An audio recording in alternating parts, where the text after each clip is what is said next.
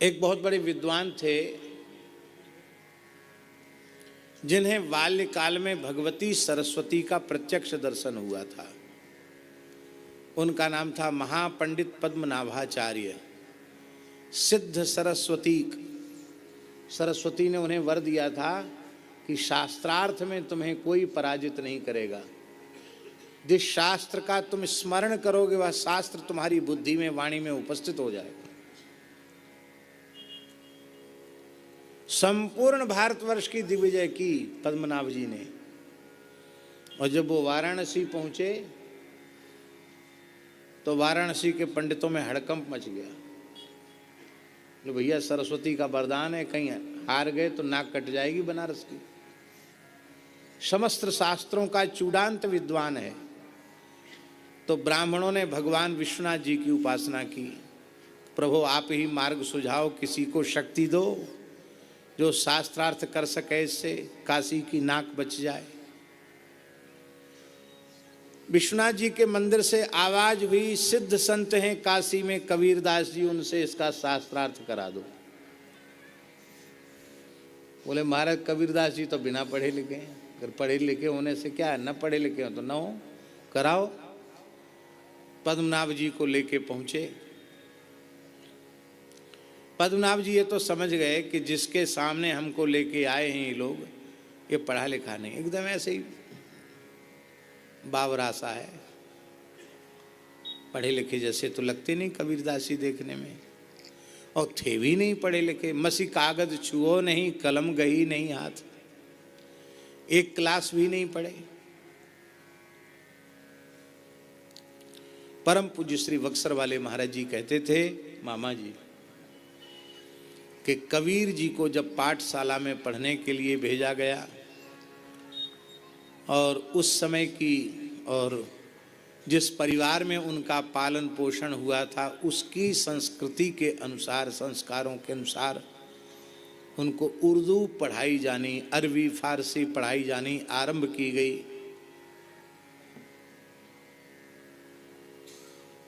तो अलिफ वे से टे थे जीम चे वे खे जो उर्दू के होते हैं वो सब पढ़ाना शुरू किया गया।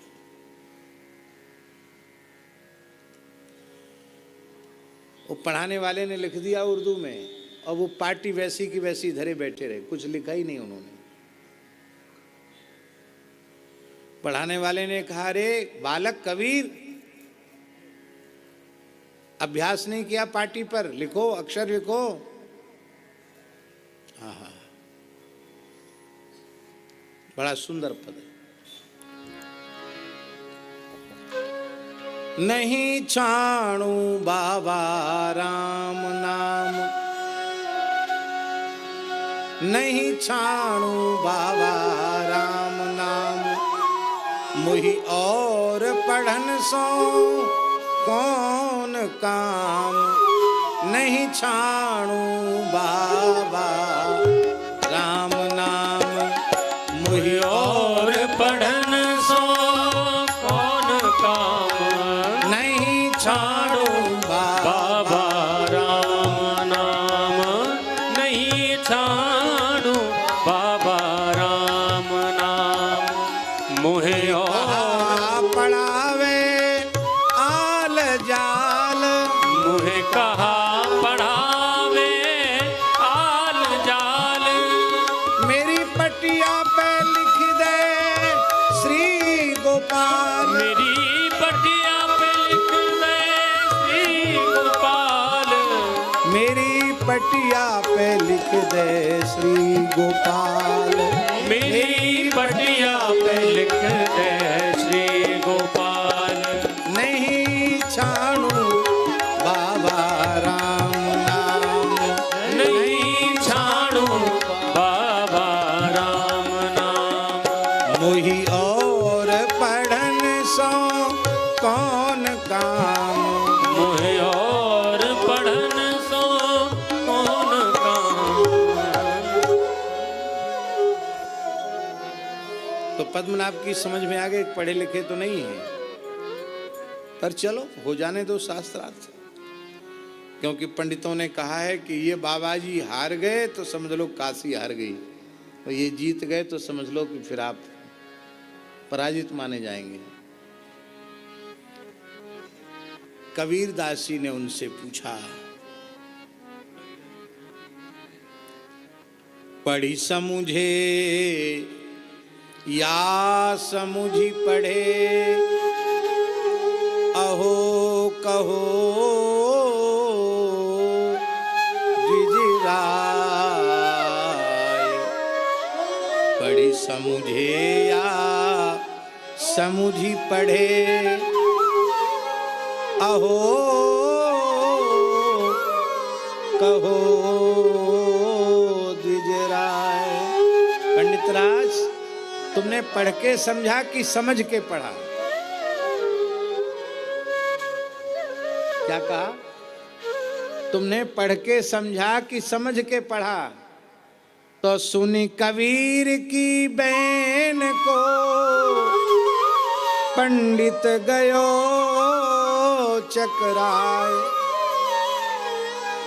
आखिर तो पद्मनाभ जी विद्वान थे, वो चकरा गए कि क्या पूछ रहे हैं ये संत। यदि हमने समझ के पढ़ा होता तो प्रतिष्ठा सूकरी विष्ठा के संचय में नहीं लगते, भजन में लग जाते। अब पढ़ के समझा होता तो भी भजन में लगते, ना हमने पढ़ के समझा न समझ के पढ़ा। एक शब्द उत्तर नहीं दे पाए पद्मनाभ जी।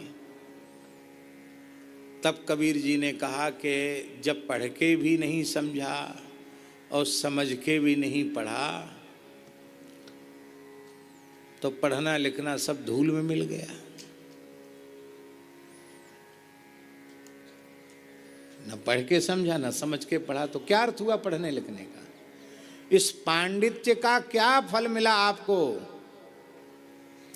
यथा खरस चंदन भार बाही, भारस्य वेत्ता न तु चंदनस्य।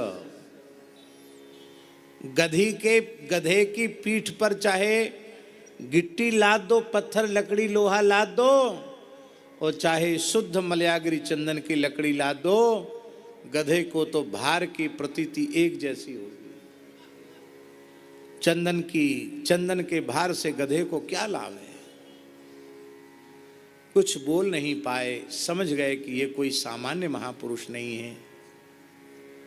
शास्त्रार्थ का उत्साह उनका भंग हो गया, कुछ बोल नहीं पाए।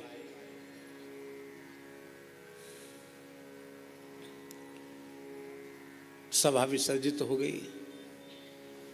सायंकालीन संध्योपासन करने पद्मनाभ जी बैठे थे तो विश्वनाथ जी कृपा करना चाहते थे, इसलिए एक दृश्य उनको दिख गया। उनको क्या दृश्य दिखा कि जिस पेड़ के नीचे बैठ के हम संध्या कर रहे हैं, पीपल के नीचे, उस पीपल की हर डाली पर कोई ना कोई प्रेत बैठा है। पूरा वृक्ष प्रेतों से भरा हुआ है। केवल एक डाली खाली थी और एक नवा गंतुक प्रेत उस डाली पर आकर बैठा। तो शेष प्रेत उससे झगड़ने लगे, अरे तुम यहाँ कैसे बैठे, उठो यहाँ से। क्यों? बोले ये डाली तो आरक्षित है, इसका रिजर्वेशन हो चुका है, पक्का है, ये आरक्षित है ये पीपल की शाखा। उस प्रेत ने पूछा किसके लिए? बोले महापंडित पद्मनाभ के लिए। और मर के प्रेत बन के इसी पर रहेगा? यथार्थ में ये दृश्य सत्य नहीं था, ये तो विश्वनाथ जी का अनुग्रह था। तो दूसरे प्रेतों ने कहा करी इतना बड़ा विद्वान ब्राह्मण, मर्मज्ञ विद्वान, वेदादि शास्त्रों का, भला प्रेत क्यों बनेगा? तो दूसरे प्रेत ने कहा तुझे पता नहीं है, गुरुम तुम कृत्य हुं कृत्य विप्रम निर्जित्य वादतः। जो गुरुजनों को तू करके हूं करके उत्तर देता है और ब्राह्मण को शास्त्रार्थ में पराजित करता है, पिशाचो भवति ध्रुवम, स्मशान में वह पिशाच बनता है। तुमको पता नहीं है? इसने न जाने कितने ब्राह्मणों को शास्त्रार्थ में परास्त करके उनके ग्रंथ छीन लिए, उनसे धन छीन लिया। तो जितने ब्राह्मणों का तिरस्कार इसने किया है, उतने ब्राह्मणों के वध का पाप इसको लगा है। इसलिए इसको तो जरूर प्रेत बनना पड़ेगा। भैया तब फिर कोई उपाय है कि ये बच सकता है इस योनि में जाने से? बोले हाँ उपाय तो है। ये अहंकार शून्य होकर यदि श्री कबीरदास जी का आश्रय ले ले तो ये बच सकता है। और ऐतिहासिक सत्य घटना है, कबीर जी के प्रधान शिष्यों में पद्मनाभाचार्य हुए। महापंडित पद्मनाभ कबीर जी के बहुत अनन्य भक्त थे, अनन्य शिष्य थे। पद्मनाभ जी ने आकर के कबीर जी के चरणों में प्रणाम किया और कहा कि मैं आपकी शरण में हूं, मेरी रक्षा करो। तब श्री कबीरदास जी ने कहा गंगा जी में स्नान करके आओ और अपने पांडित्य का बोझ, अपने ज्ञान का गुमान सब गंगा जी में बहा के आओ। कोरे कागज पे लिखा जाता, लिखे लिखाए पे नहीं लिखा जाता है, कोरे कागज बन के आओ। जैसे ही आए तब आपने कहा बस संपूर्ण उपदेशों का सार है राम, बस इतना ही है। अब सब काम तो कर लिया, यही नहीं किया, इसी में लग जाओ, राम राम में लग जाओ। इसी को भक्तमाल ग्रंथकार श्री नाभाजी ने बड़े सुंदर शब्दों में कहा है, नामी से अधिक नाम में प्रीति। और नाम बैर का अर्थ क्या है? नाम निष्ठ नामाश्रयी का किसी से शत्रुता का भाव नहीं होता है, किसी के प्रति वैर नहीं, किसी के प्रति विरोध नहीं। यदि ईमानदारी से भजन में लगा है तो न किसी से बैर होगा न किसी से विरोध होगा। वो सब कुछ सहन कर सकता है पर नाम की उपेक्षा सहन नहीं कर सकता। नामाश्रयी पर कितना भी प्रहार किया जाए, अत्याचार किया जाए, तिरस्कार किया जाए, सब सह लेगा पर नाम की उपेक्षा सहन नहीं करेगा, नाम का तिरस्कार सहन नहीं करेगा। यही है नाम प्रीति नाम वैर। एक महात्मा थे निम्बार्क संप्रदाय के, श्री चतुरदास जी महाराज। मुरैना में विराजते थे। भगवत साक्षात्कार संपन्न सिद्ध संत थे। ऐसे नाम जापक थे कि उनके संग को प्राप्त करके भेड़ बकरी चराने वाले भी लाख लाख नाम जप प्रतिदिन कर लेते थे। बड़ी भारी रुचि लोगों में नाम जप में जगाई।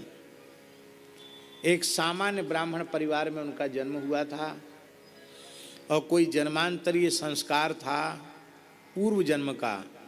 बचपन से ही राम नाम जपने लग गए और भगवत साक्षात्कार पहले हो गया, साधु पीछे बने।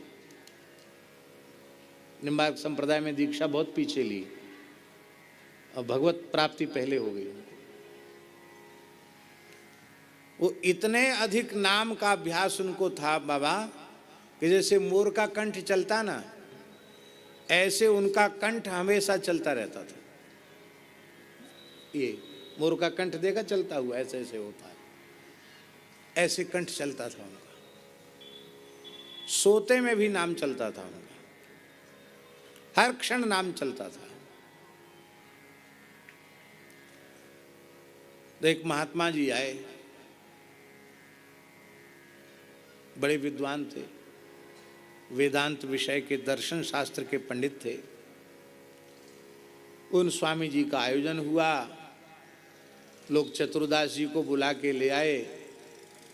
उनसे कहा बाबा मंच पे बैठो। बाबा बड़े विनम्र थे, बहुत दैन्य था उनमें, आग्रह करने पर भी मंच पे नहीं बैठे, ऐसी सामने बैठ गए जैसे श्री पुरुषोत्तम दास जी बैठे हैं, भक्तमाली जी ऐसी बैठ गए।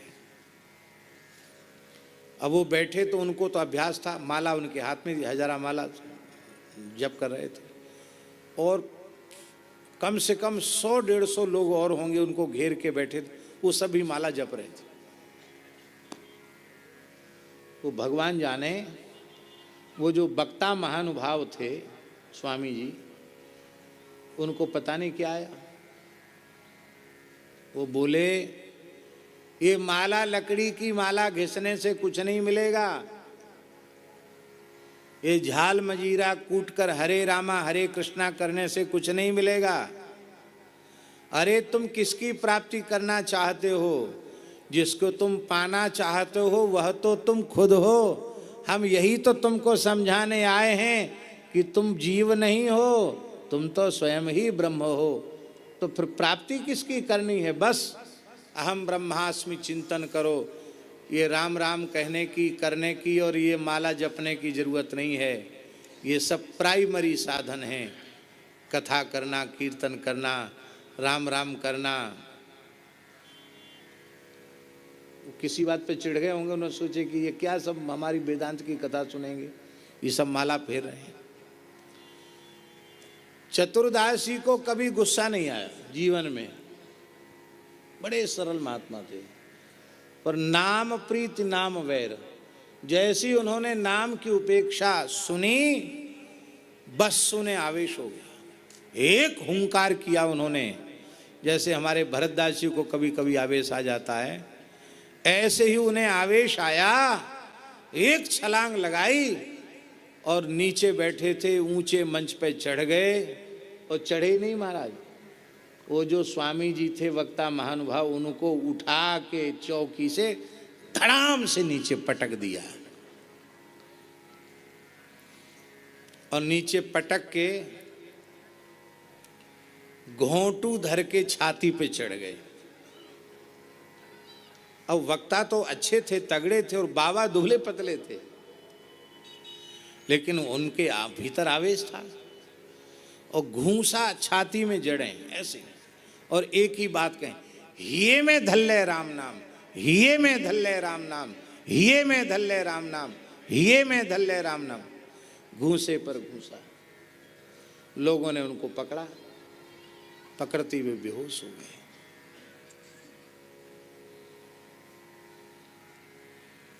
पर वस्तुतः एक नामनिष्ठ संत के स्पर्श से उन स्वामी जी को तत्वबोध हुआ। वे उठे और बोले अब जीवन पर्यंत केवल राम नाम जपना है, अब कथा प्रवचन बंद।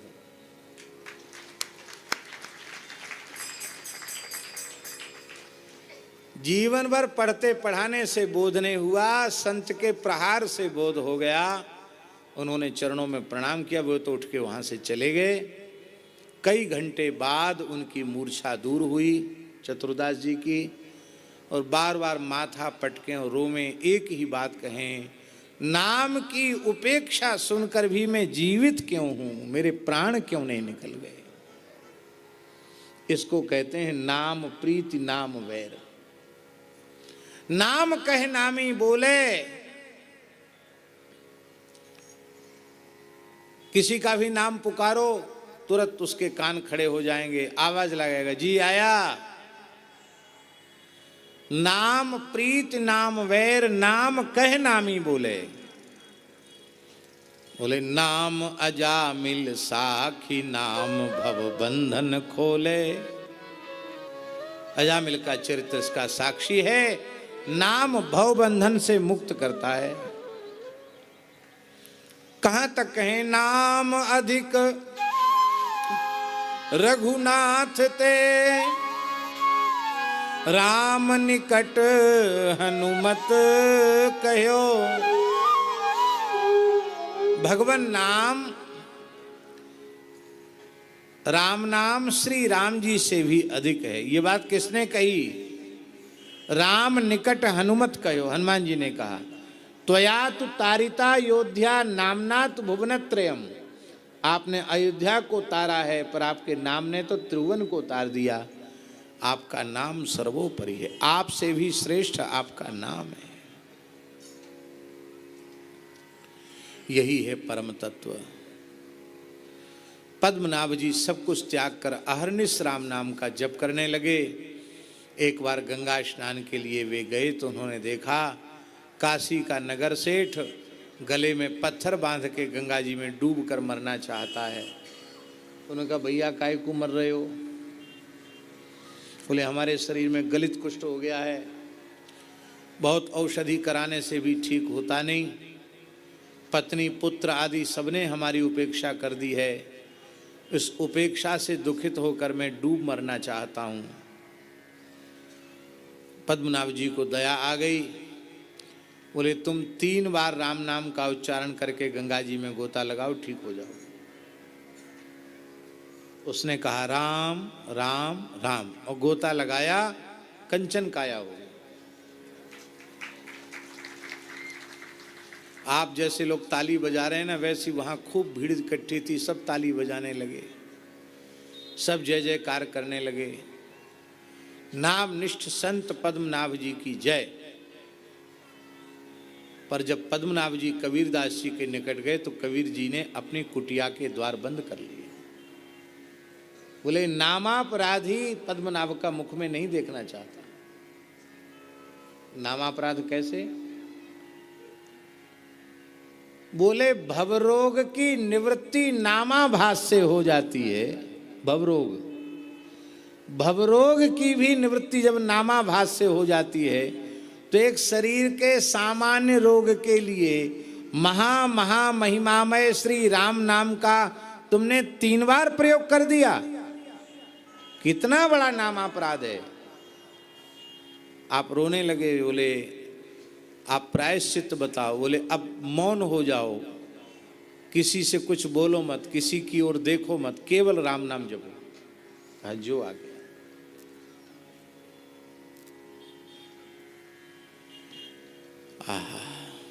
अजामिल का जो उपाख्यान है उसका सार क्या है? कान्य कुब्जे द्विजः कश्चिद दासी पतिरजा मिला नामना नष्ट सदाचारो दास्याः संसर्ग दूषितः। कन्नौज में, कान्यकुब्ज देश में, कन्नौज में ब्रह्मावर्तक क्षेत्र में एक पवित्र कान्यकुब्ज विप्रकुल में उत्पन्न एक अजामिल नाम का ब्राह्मण था। पवित्र विप्रकुल में उसका जन्म हुआ था। विवाह तक संपूर्ण संस्कार वैदिक पद्धति से संपन्न हुए थे।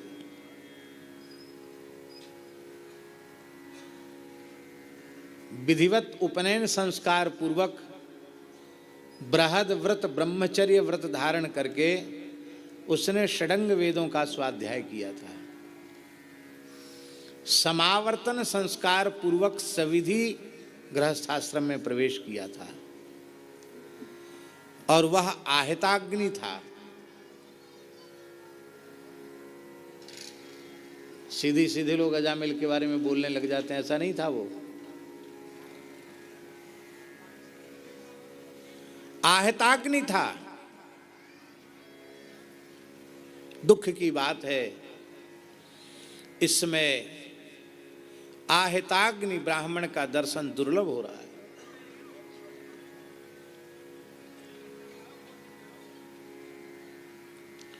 केवल ब्राह्मण ही नहीं, द्विजाति यज्ञोपवीतधारी ब्राह्मण, क्षत्रिय और वैश्य, इन तीनों के लिए गृहस्थाश्रम में प्रवेश ही अग्निहोत्र की रक्षा के लिए। यदि गृहस्थाश्रम में प्रवेश करके अग्निहोत्र की सविधि दीक्षा नहीं ली, अग्निहोत्र माने ऐसे नहीं कि खाली कंडा में स्वाहा स्वाहा करने वाला अग्निहोत्र, वो नहीं, वैदिक श्रौत विधि से अग्निहोत्र की दीक्षा लेना एक अलग प्रकरण है।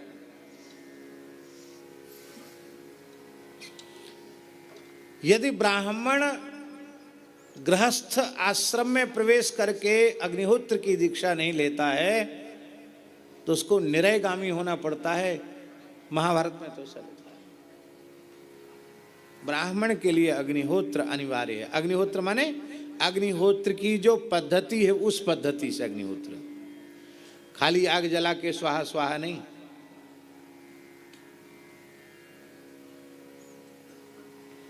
ये आहताग्नि था।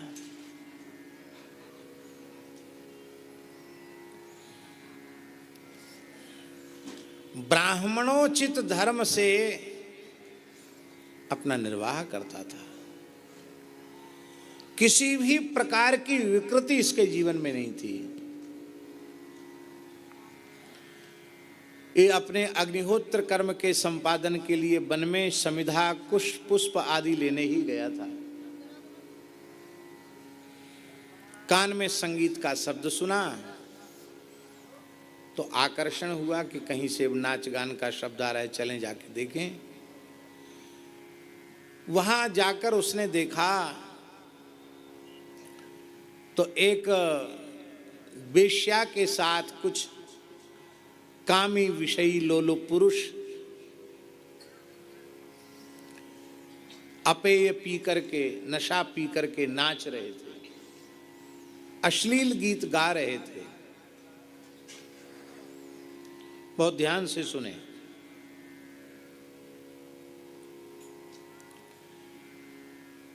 जब यह अजामिल वहां गया था और उसके देखने में आया कि यहाँ जो कुछ हो रहा है वो देखने सुनने के योग्य नहीं है, तो उसे तत्काल वहां से हट जाना चाहिए था।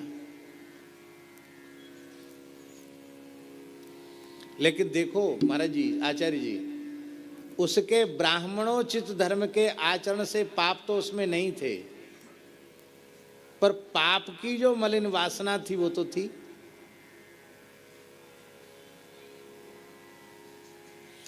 क्योंकि न तो पूर्ण ज्ञान का उदय हुआ था, न पूर्ण भक्ति उसमें थी, केवल कर्म का आश्रय था। ये बात कहना चाहते हैं, यही इसका प्राण है। इस प्रकरण का जो रहस्य है वो यही है। कहीं से कोई धर्माचरण में त्रुटि नहीं है जामिल की, इसलिए पाप तो उसमें नहीं है शास्त्री जी, पर पाप जिस मलिन वासना से बनते वो तो है, उसका क्षय तो बिना भक्ति के संभव नहीं है। वासना वासित अंतःकरण होने के कारण उसे लगा कि हम लोग पंडित लोग हैं, ये सब देखना हमको कहाँ रही, बेश्या देखो ऐसी नाच रही, गा रहे हैं, अरे यहाँ कौन है देखने वाला, चलो हम भी थोड़ा मजा ले लें, आनंद ले लें। खड़े होके देखने लगे।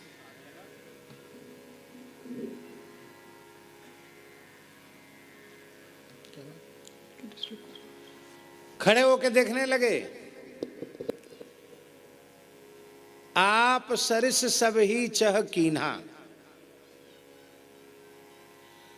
जो जैसा होता है वह दूसरे को अपने जैसा ही बनाना चाहता है। विद्वान के पास कोई जाए तो विद्वान की इच्छा जरूर होती कि मेरे पास बैठने वाला व्यक्ति शास्त्रज्ञ हो जाए।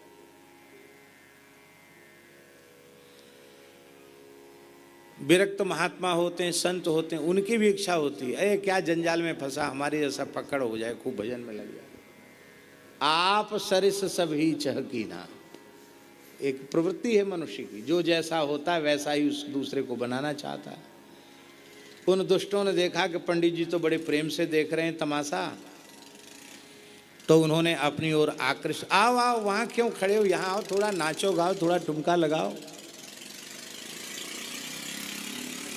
इन्होंने सकचाते हुए कहा कि हमको नाचना नहीं आता है। अरे बोले, अभी बढ़िया शरबत तुमको पिलाते हैं, पीते ही नाचने लग जाओगे, अपने आप थिरकने लग जाओगे, दुनिया रंगीन हो जाएगी। ये पियो। बोले नहीं, ये तो निषिद्ध पदार्थ है, इसको नहीं पिया जा सकता। अरे कौन कहता निषिद्ध पदार्थ है, बढ़िया अंगूर का रस है, फलों का रस ही तो है, इसमें कुछ नहीं है। अपेय पिला दिया और बस। नामना नष्ट सदाचार दास्या संसर्ग दूषिता, दासी के संसर्ग से उस पवित्र ब्राह्मण का पतन हो गया। अब देखिए,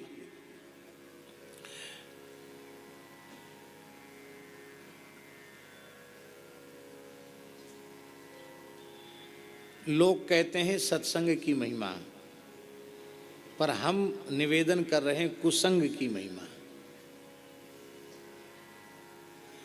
सत्संग की महिमा जितनी है उससे कम कुसंग की महिमा नहीं है। कुसंग की महिमा सत्संग के जैसी ही है। कैसे? बहुत ध्यान से सुने।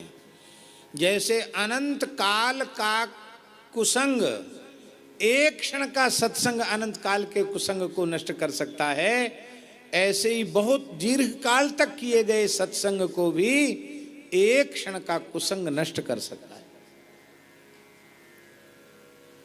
हमने अपने पूज्य गुरुदेव भक्तमाली जी से पूछा, एक बार महाराज जी से पूछा, महाराज जी आपके मत में सत्संग की परिभाषा क्या है? महाराज जी का वाक्य लिखने योग्य है। महाराज जी ने कहा, पंडित जी मैं कुसंग के त्याग को ही सत्संग मानता हूं। कुसंग का त्याग ही सत्संग है। तजो मन हरि विमुखन को संग, जिनके संग कुमति मति उपजय, परत भजन में भंग, तजो मन हरि विमुखन को संग। इसी को नारद भक्ति सूत्र में नारद जी ने कहा, दुस्संगस्तु सर्वथा त्याज्य। सर्वथा दुस्संग का त्याग करना चाहिए। दुस्संग कई प्रकार का होता है, बहुत ध्यान से सुने। पहला कुसंग है खान पान का कुसंग। और खान पान के कुसंग की लंबी चौड़ी व्याख्या की जरूरत नहीं है। उसकी सरल व्याख्या हरिवल्लभ जी यही है, जो वस्तु भगवान को भोग नहीं लग सकती है, निवेदित नहीं हो सकती है, उस वस्तु का आहार के रूप में ग्रहण करना, ये आहार का कुसंग है।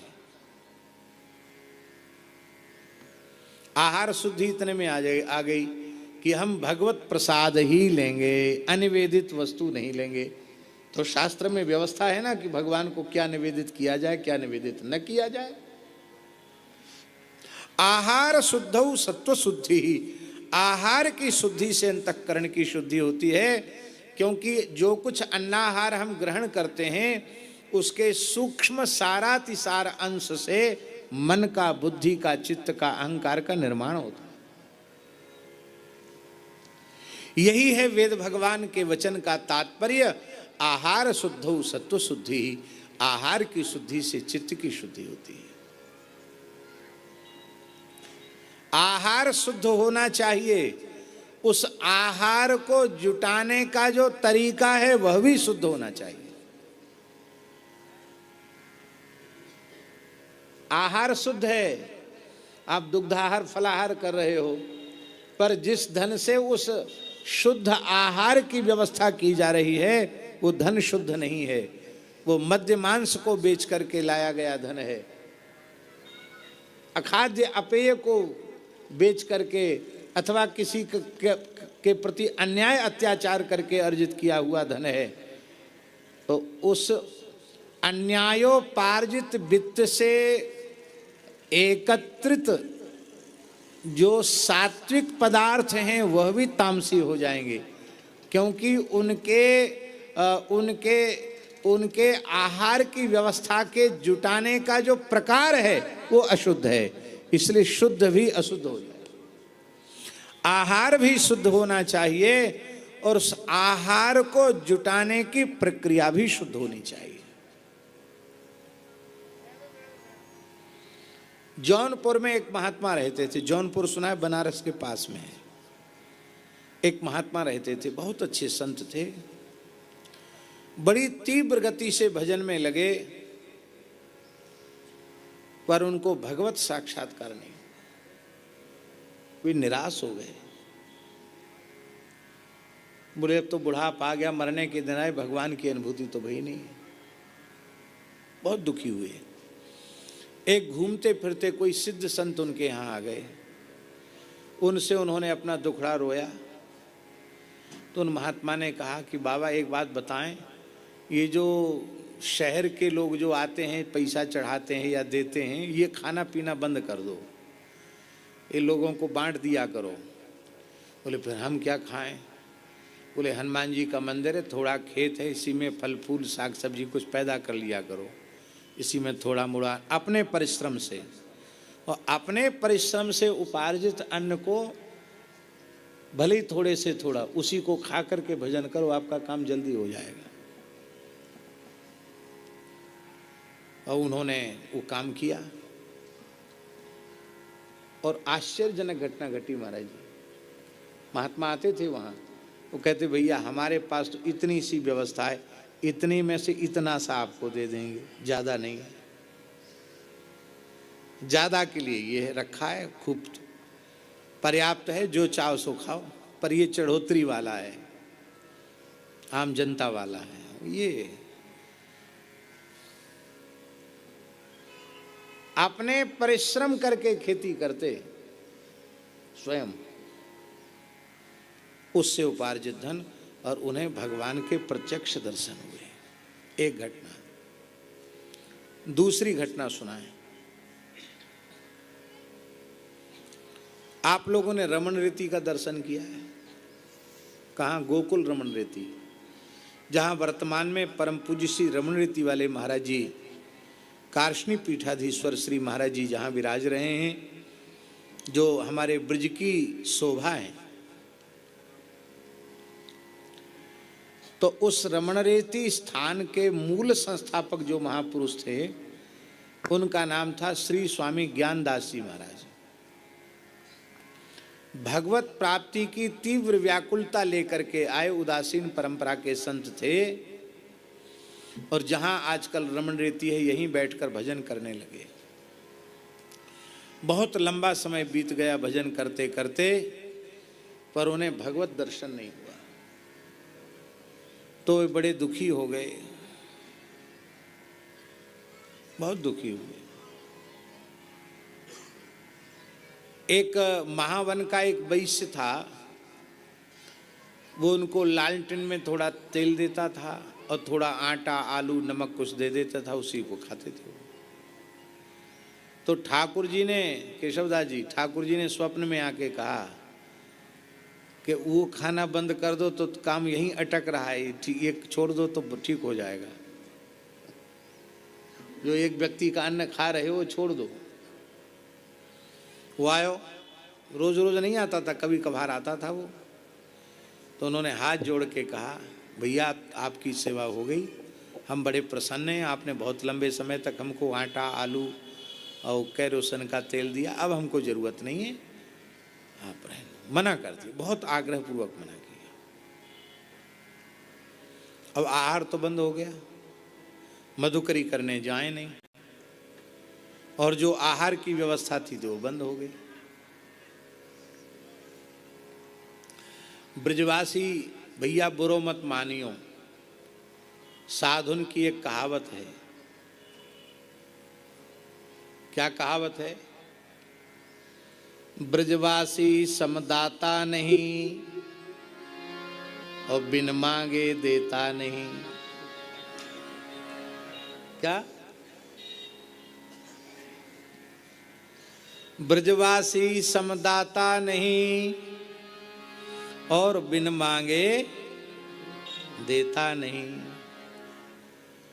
आप कुटिया छोड़ के आपको मैया राधे श्याम सीताराम आवाज लगानी पड़ेगी, मधुकरी करने तो जाना पड़ेगा, और नहीं तो परे रहो, भूखे कुल बुलाते रहो, कोई पूछे वारो ना है। और मेरी प्रार्थना है, आप लोग अन्यथा नहीं मानना, मैं अपने हृदय की बात कह रहा हूं। हम साधु बन के भी साधु बन पाए कि नहीं बन पाए ठाकुर जी जाने, पर ब्रजवासी जन्म से ही संत होते हैं।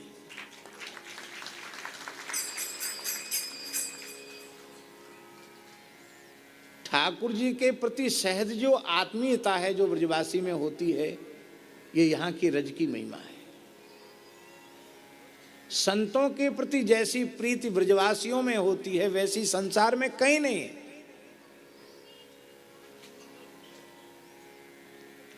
ठाकुर जी उसी को साधु मानते हैं जिसको ब्रजवासी कह देती है हमारो बाबा है, उस पर ठाकुर जी का ठप्पा लग जाती है, हमारो संत है। ब्रजवासी जिसे स्वीकार नहीं करेंगे, भगवान उसे स्वीकार नहीं करेंगे। ऐसे परिवार अभी भी ब्रज में हैं जिनमें घर में 5 सदस्य हैं। कितने सदस्य? और 25 साधु मधुकरी करने जाते हैं। सबको थोड़ा थोड़ा देंगे, किसी साधु को मना नहीं करेंगे। ये नहीं कहेंगे कि भैया हम तो गरीब वैसे ही हैं, 5 तो मूर्ति हम घर के परिवार के सदस्य खाए वाले, और तुम निठल्ले बाबा जी जैसे कमाए के धर गए हो घर में हैं, और 20-20, 25 के 25 चले आओ, मैया राधे श्याम, मैया सीताराम, कमाए के धर गए का यहाँ। पर प्रेम से देते हैं ब्रजवासी, और कहीं साधु ना आवे तो ब्रज की माताएं रोने लग जाती हैं। कौन सी गलती बनी है गिरिराज बाबा, आज कोई साधु मधुकरी करवे नहीं आयो। ये प्रीति है। ऐसे ब्रज के संत हैं जो आप लाख प्रयत्न करो आपकी कोई वस्तु नहीं लेंगे, पर आप ब्रजवासियों की सेवा करो तो उन संतों की सेवा आपके द्वारा हो जाए। क्यों? ब्रजवासियों के घर में संत मधुकरी करने आते हैं। आप ब्रजवासी की सेवा करेंगे तो उन संतों की जिनकी सेवा आपके लिए दुर्लभ है, उनकी सेवा का सौभाग्य भी आपको ब्रजवासियों की सेवा करने से मिल जाएगा।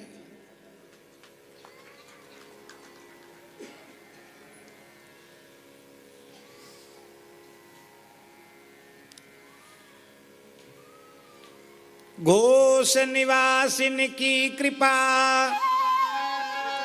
सुर नर वांछत आदि अज, बाल वृद्ध नर नारी गोप, हो अर्थी उन पाद रज। ब्रजवासियों की कृपा की भीख ब्रह्मा जी भी मांगते हैं। सुर नर वांछत, देवता मांगते हैं, मनुष्य मांगते हैं, ब्रह्मा जी भी मांगते हैं। इसलिए ब्रजवासी बालक हों, वृद्ध हों, नर हों, नारी हों, गोप हों, गोपी हों, नाभाजी कहते उनकी चरण धूल हम अपने मस्तक पर